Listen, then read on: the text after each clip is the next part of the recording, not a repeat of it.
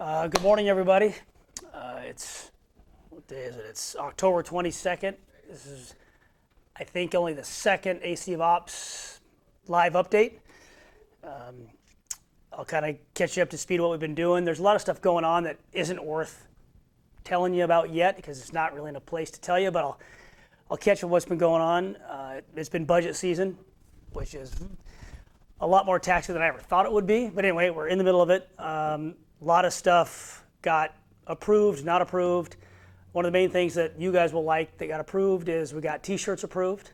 So new t-shirts are coming with the new 60-40 cotton poly mix, which will be a better wearing t-shirt. I think you're going to see soon Ladder 61 C Shift are going to demo them. They're going to wear them around so you guys can look at them. We can see how they wear and how they look in the uniform. We're designing it right now. The font's going to look like the hats. Pretty much the font and the Central Pierce Fire will be here. Central Pierce Fire on the back. Kind of good and bad. What we're going to do is make a standard uniform shirt. We're going to kind of get rid of all the 18 different kind of shirts we have and go standard uniform shirt for a department shirt, just to have really good, clear uniformity. I was at drill. I'll tell you a little story. I was at drill the other day, and I looked around and started counting different variations of uniforms, and I counted in just one drill session 8 different variations. Not very uniform. So we're just trying to clean that up a little bit. We'll have one nice, clean, easy wearing uniform shirt that we all can wear. So look for that. That's coming in the near future. What else went through budget process? A pre-fire program. So we've all had the QAP nightmare, right? We did QAPs for years. We went from QP in a coffee stand, which was pointless, to everything else in between, and then it kind of went away. And I had a funny encounter with the chief. He asked me about our QAP program, and I told him, well, funny story. And he goes, let me guess. At first you did every little building, then you kind of dialed it back a little bit, and then it just went away. Same thing happened in Vancouver. QAP programs haven't really worked anywhere very well, but I think we still have a need to get out and look at our high-risk commercial structures. So I got approved through the budget, 3 guys to be our drawers, if you will, and we're going to do high-risk commercial structures only. And I'll have each captain go out and find, or each station, find a handful of their high-risk occupancies. We'll do it simple, pictures of all sides, all the stuff you need to record. BC England made a checklist to go over all the information that you could gather.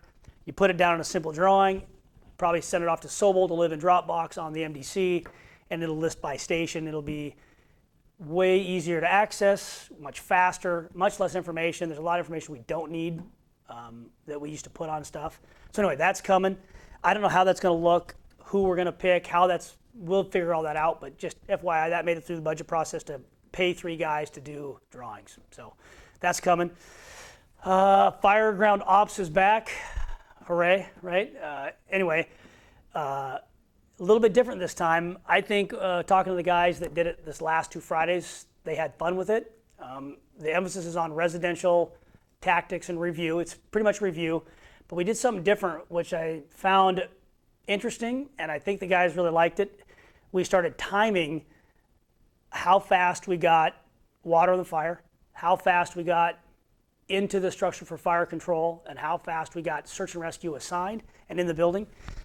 I won't share the numbers yet. We're gonna collect them all and share kind of in a summary at the end of the blue card or the Fireground Ops sessions. But the summary of it is, when we first started, the first evolutions were a certain time, and every time we did it, we got water in the fire faster, we got the crews inside after their 360 much faster, and we got search and rescue much faster, by minutes faster. So it, without holding you to any time, just knowing that you're getting timed, guys got more efficient, got more aggressive. It was really fun to watch. And we also got really nitty gritty on the fire stream attack. And next week we're going to videotape some of our results. And it's pretty cool. The water mapping, we could actually, the UL water mapping stuff they talked about, we can see it and show you. It's pretty cool. So anyway, Fireground Ops is back for the next 9 weeks. So enjoy.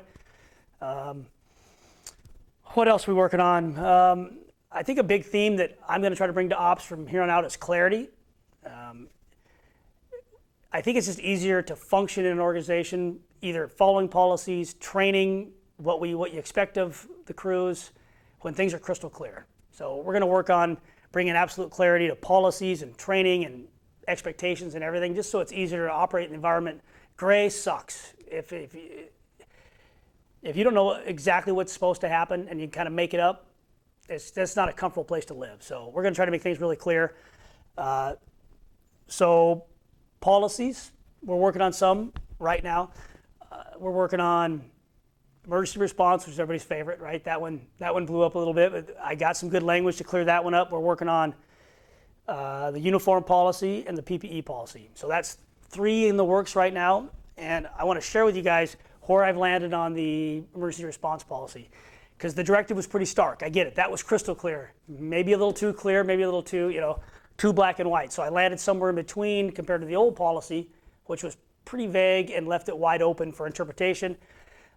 So I'm going to read it to you, and then I'll send it out when it's time. It's actually in the LMC process right now getting approved, but I know this part will get through, so I'll read it to you. So bear with me with my reading. But so on the priority response part, the priority response and transport, warning lights and audible signals, and I have in parentheses electric siren and/or air horn and/or mechanical siren, shall be used while responding. It is acceptable to turn off the audible signal in situations when approaching gridlock, controlled construction sites, or school buses that are loading and unloading children, however, the driver shall slow vehicle and drive cautiously and then return to using audible signals as soon as possible. So a little bit of parameters in there so everybody can understand when to slow down, when to turn it off, and then I end that part with an intent. So I'm going to try to write intent into all my policies so you guys understand what the intent is, right? What are we trying to get through in this policy? So here's my intent written in the policy. The intent is to provide visual and audible warning while proceeding through intersections and or while in traffic to alert drivers of our presence in the roadway. Pretty much it, right? So just be smart out there with the sirens, with this will come. And then I go on to routine. Routine response or transport, warning lights and or sirens will not be used. If either warning lights or sirens are deemed unnecessary, the response will be a routine response. Now that's not to say that if you want to shut down the neighborhood, which in a sense you do when you shut down the neighborhood, you don't need lights and sirens anymore, so you actually end up going routine when you get in the neighborhood. So it kind of fits. If you need to alert traffic because time is of the essence and you want to clear traffic, that's priority. If you don't need to move traffic or there is no traffic, you can shut down and go routine. So then there's one part I added at the end about just lights on in the neighborhood. So I end that whole little section about response is lights only will be used while parked as warning indicators when needed to protect, block, isolate, or warn the public of an emergency scene. And then I kind of end it, CPFR has chosen to exceed the parameters noted in the RCW. So the RCW is kind of a baseline Washington law, right? It's code. Authorities having jurisdiction could exceed the RCW anytime they want. So that's kind of what we've done. The RCW is a little bit vague, maybe on purpose, and we've just exceeded the RCW because the RCW talks about using audible warning devices when necessary. Well, that's pretty wide open, and if you've seen Pierce County Sheriff use their as necessary, they're pretty liberal with not using sirens and doing 110 with just lights on. We don't do that, but you can see where that could get to if we didn't have any kind of clear direction. So, okay, that's that. Uniform policy. That's in the works. That hasn't been updated since I think I got hired in '97. We've been wearing the same stuff, not a lot of changes. So we're rewriting that policy, kind of tightening up some of the language. One thing I did notice that, not a big deal because it's within policy, but I was at drill the other day sitting back and I looked across all the guys in the drill and we had 8 different versions of our uniform, different t-shirts, different vests, different soft shells, 2 different raincoats. I mean, literally it was 8 different versions, and that pretty much blows out the definition of uniform. So we're going to clean it up a little bit, bring it in, make a sunset date way out when some stuff can't be worn. So anyway, more to come. I'm in the middle of writing that. And again, it's just to be clear, so we can all know exactly what we're supposed to wear, and supervisors can look and see if you're in uniform, and guys know what to wear instead of just all over the place. One last policy that's in LMC right now is the PPE policy, and that's kind of the same thing. We just cleaned it up. We took pictures of every ensemble and matched to what emergency you're going to respond in that ensemble, and just made it clear. Just cleaned things up, made the language clear, and updated some of the stuff. Because one thing that we've always kind of thought is like our pants. Our pants are Nomex, they can be wildland PPE. Well, the WAC clearly states that uniforms are not intended to be primary PPE.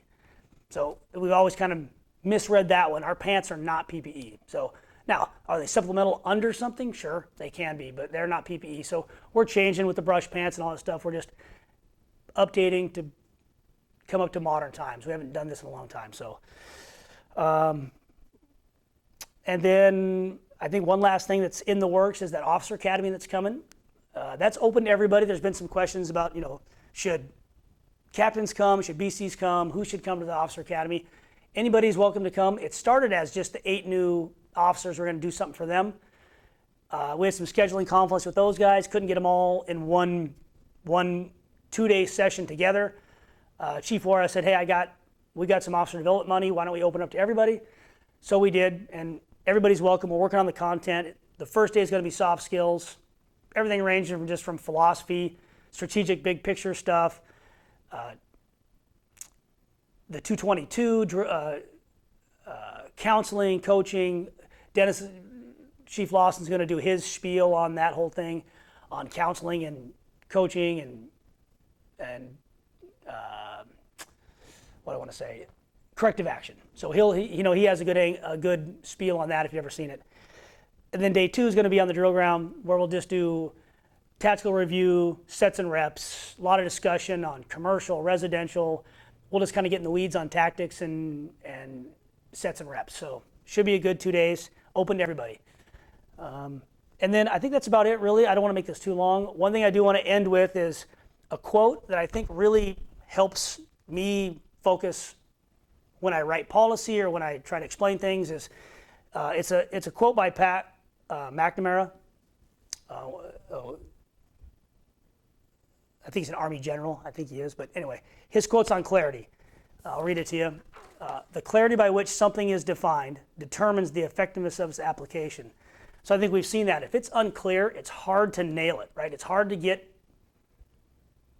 the intent of the policy or follow it if it's not crystal clear. So I think everything Ops is going to do, and Eric, he's pretty clear about stuff like this. We're going to try to be crystal clear so you guys have no doubt what's expected, what you should do, what we want you to do, what the officer wants, what the organization wants. So I think look for absolute clarity. Hopefully we can accomplish that, but that's going to be our goal from here on out, is make things crystal clear for you guys and make it easier on both officers and firefighters. So I think that's it. I apologize. We had some technical difficulties. This is truly live, so there's no question and answer session. So this is what you get. We get a live one this time, straight live.